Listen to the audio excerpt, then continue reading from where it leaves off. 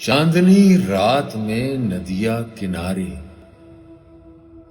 बादलों की ओट से कभी छुपते कभी निकलते चांद का अक्स।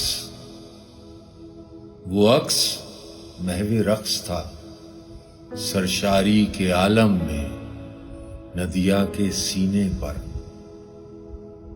झिलमिलाता अक्स पानी में घुला ऐसे कि जैसे खुद भी माया हो,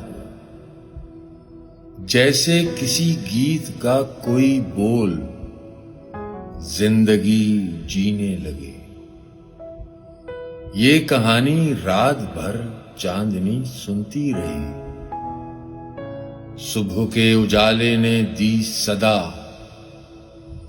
ओ रक्स में मदहोश चांद के मासूम अक्स। आ मेरे दामन में छुप जा, नदिया को बहने दे। बादलों की ओट से तू फिर निकलना, जो भी रह गया है आज कल इससे कहना। ये अधूरा रक्स और नदिया का पानी चांदनी का कर्ज है, इसे दिल से अदा करना।